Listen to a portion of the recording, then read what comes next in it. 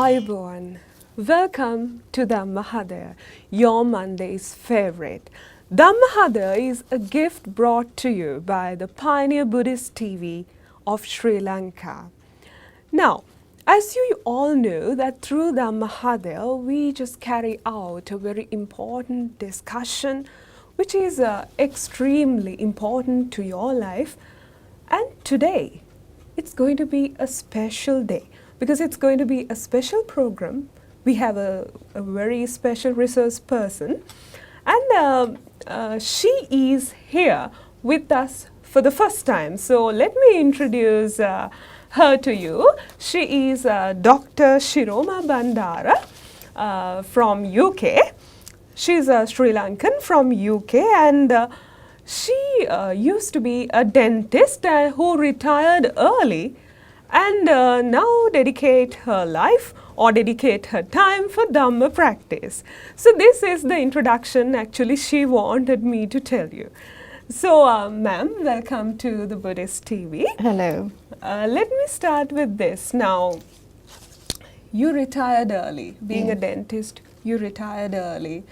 But why? I mean, like, usually what happens is, like in our society, people, you know, they just, of course, they just go to, there are good Buddhists and they go to temple, they observe still, some of them. But most of them, I mean, they, you know, while they're young, they just do their jobs and they earn their money. And, you know, but why this early retirement? Yes, actually I thought, as you said, from childhood I had been in Dhamma and practicing. And at the later stage, my career was very successful. And I thought it wasn't enough. The time I was spending for Dhamma isn't enough. And my responsibilities and my thought waves and all the planning, all of them was about the work and organizing work, and I slowly started to cut down, and as I was cutting down work, going part-time, I realized the benefits and that I was happier cutting down work gradually. So later on I decided the final decision to stop work, let somebody else carry on, and total freedom for me. I am now totally dedicating my time to Dhamma work. Okay, so totally dedicating your time to Dhamma work, and I have heard that you are a meditation teacher. So how has meditation affected your life? Profoundly, I must say, and there's nothing else that has affected my life that much, and obviously to the better. If I can tell you, like now some childhood memories come to me. Very first time I heard of meditation was when I was about 5 years old. My father was sitting reading his newspaper, and I remember playing at his feet, waiting for him to stop reading the newspaper and come and play with me. And then he put the newspaper away and he closed his eyes and he was like this, doing nothing. And I looked at him and I asked, "What are you doing, Tata?" And he said, I'm bhavana karana. I'm meditating. And then I asked him, "What is bhavana?" And then he said, now I was 5 years old. And that was a big question for him to answer. But very astutely, very cleverly, I thought, he told me, "Close your eyes." And I closed my eyes. Then he said, "What do you see?" Then I said, "I saw some seeds, like atta, seeds. Okay. Then he said, "That's it. Keep on doing that. That is bhavana. That is meditating." And then I kept closing and I went atta, even feeling that calmness at that age. That was my first experience of meditation. And later on, a couple of years later, there was a power cut as usual. We used to, the lights go and it's total darkness. I must have been about 7 years old. And everybody rushing around to get the candles. And then my father, I was sitting somewhere quietly, he came to me and asked, were you afraid of the dark? And then I said, no. And he said, what? Why? I said, no, I closed my eyes and I went atta. Okay. And that was it. I didn't have any fear. Okay. So that day he said to me, I will teach you another one.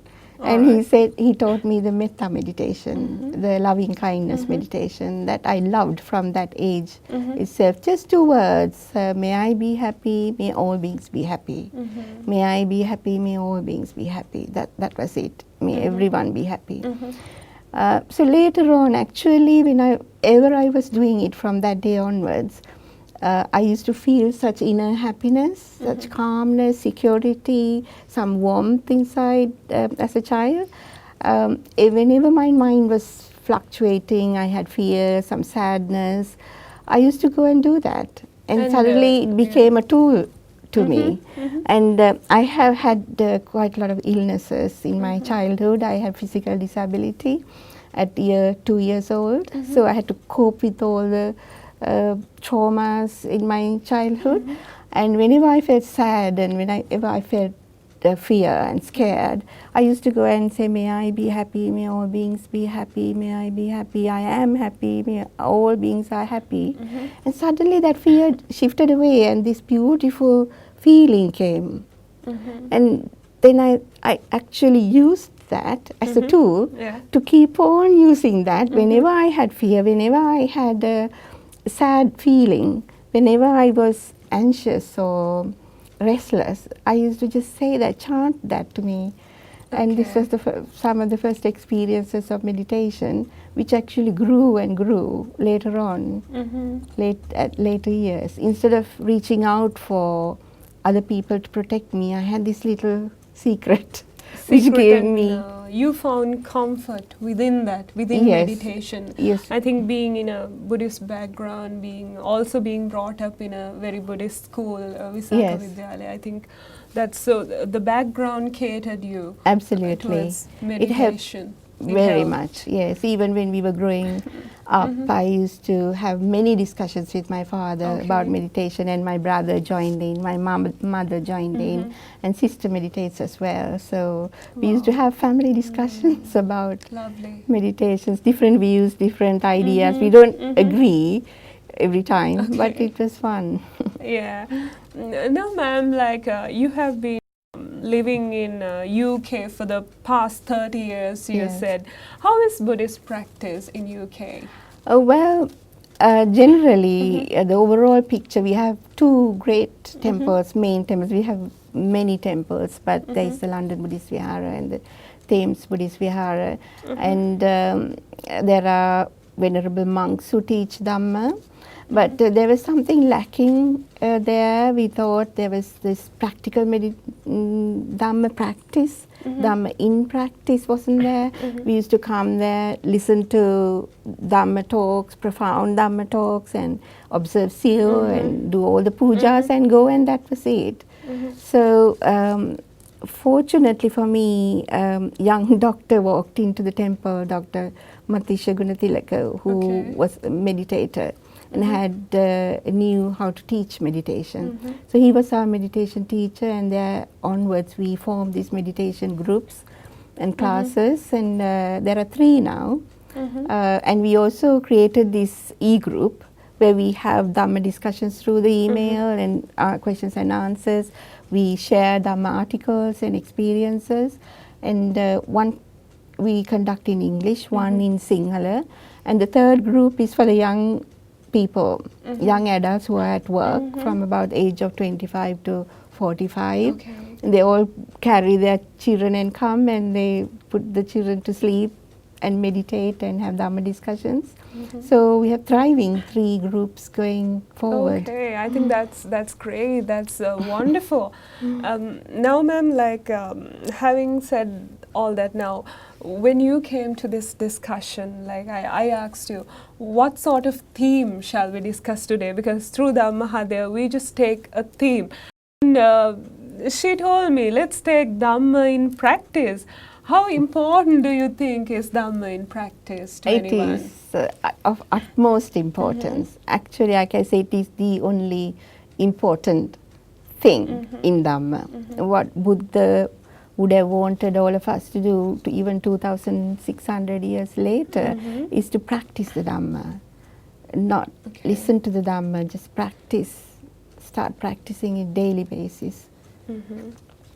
So if I ask you a question like this now, how would you introduce Buddha's teachings, say to a non-Buddhist? And I think among our Buddhists also, among most of us who are born as Buddhists, but there are some of us who really do not know Buddhism or the core of Buddhism. To such a person, how would you introduce the Buddha's teaching? Well, I would introduce it the way I have seen Buddhism, Buddha's teachings. I saw these teachings as Buddha himself says, there are two factors that Buddha teaches us about: suffering and the cessation of suffering. So suffering is it's common to all of us, and there is no doubt, no question about it.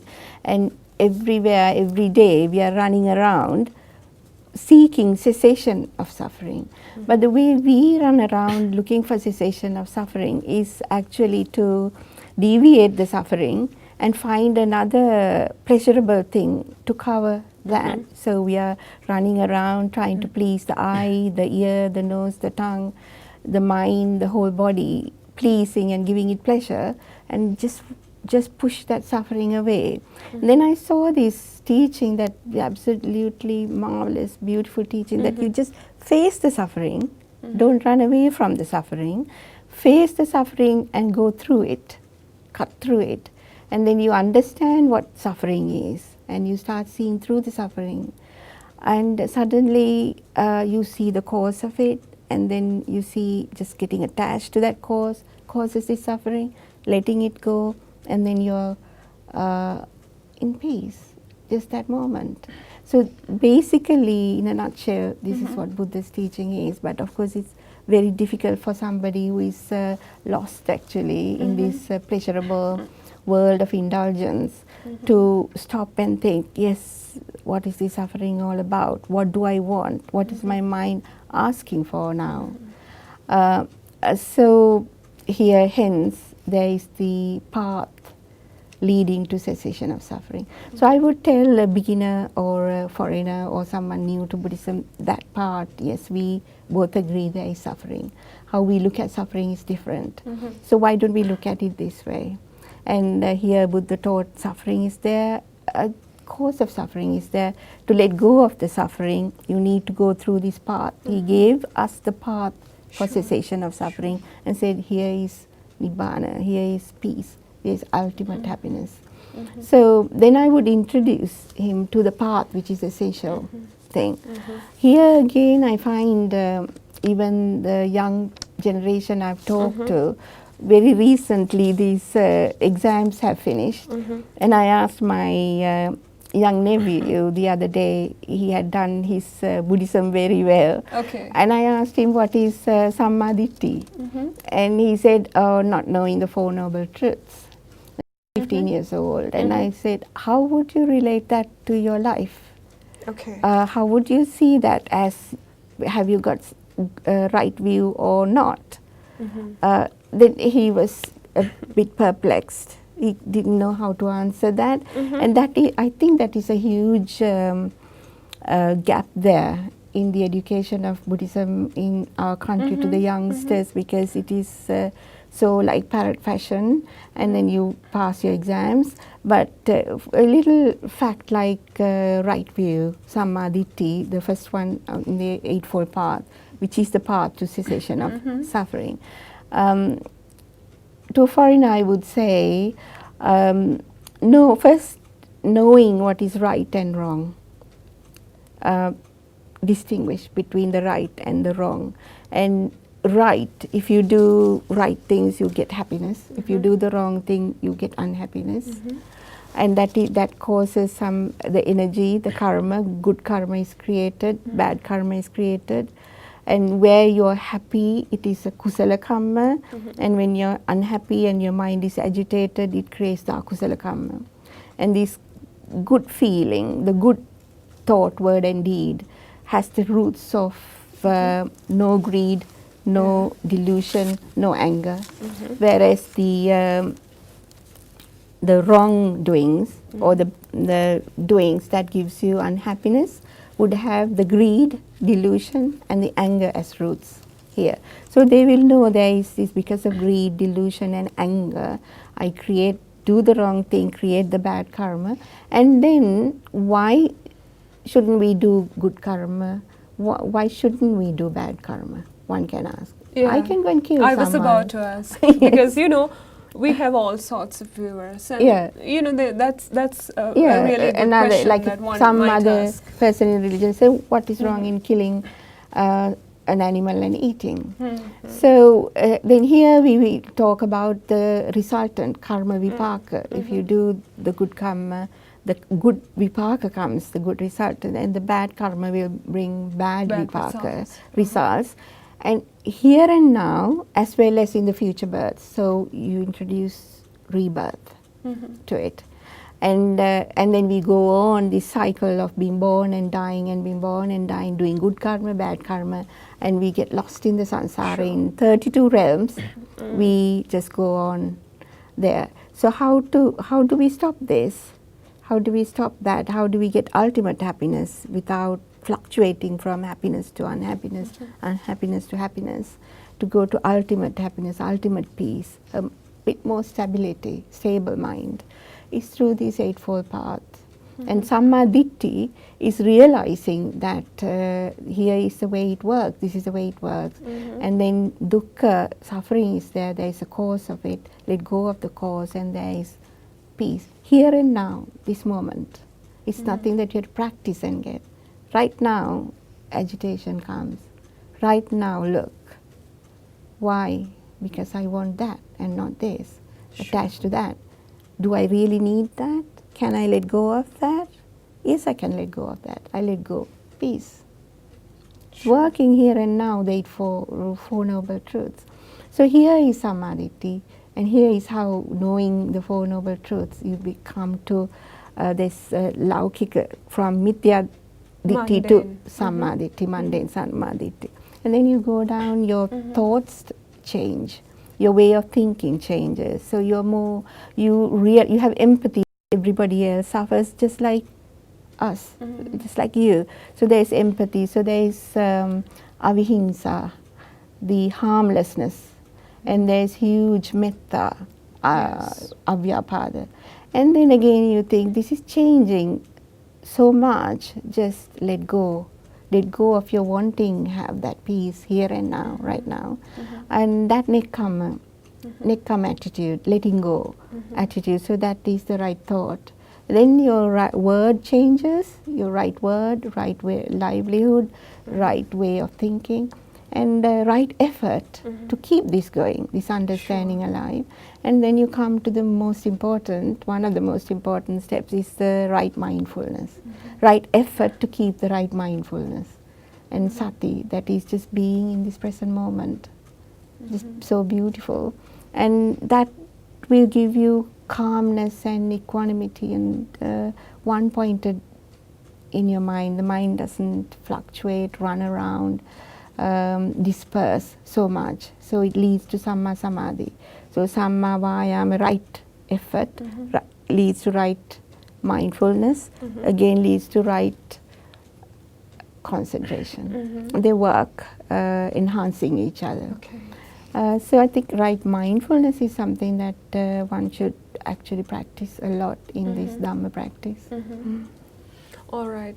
Now, ma'am, I think it's really, really important that you explained all that, because I thought now saying all this to a non-Buddhist, or perhaps a person who is a born Buddhist but who really doesn't know the meaning of it, they might ask, what's in it for me? I mean, that's what people ask. So I think you gave the perfect explanation.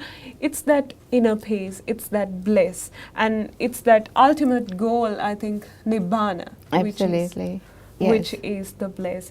Now, if I ask you something like this, ma'am, now, what sort of daily routine, now suppose now our viewers are interested in following this path. Yeah. Now, what sort of daily routine do you suggest for a person who's interested? Yeah, that's a good question, because that is where the practical Dhamma comes. Because the excuse or reason, if I may say compassionately, for not doing daily practice is work. You say you have so much work to do, duty. And so we have to think of a way to do this, if it is to work, a practice that we can do while we are doing the work and doing duty and still carry on doing it, because no one would like to cut down on their work because it's so important for everyone. So how I actually, when I was a busy dentist running a practice and with so much staff working under me, and I still couldn't get away, couldn't stop meditation. It was so much a part of me. How I used to do that was, as soon as I got up early in the morning, is to sit on my bed and start doing some meditations. And I loved Anapanasati Meditation leading to Samadhi states. I would do that, and Metta meditation, which was like in me by then, like in my bones and blood and whole thing. From childhood? From childhood. So I would just sit and do that, think of the whole universe. From here to the environment right around me, to the neighborhood, to the town, everyone, all seen and unseen beings, in the country, to the world, to the universe,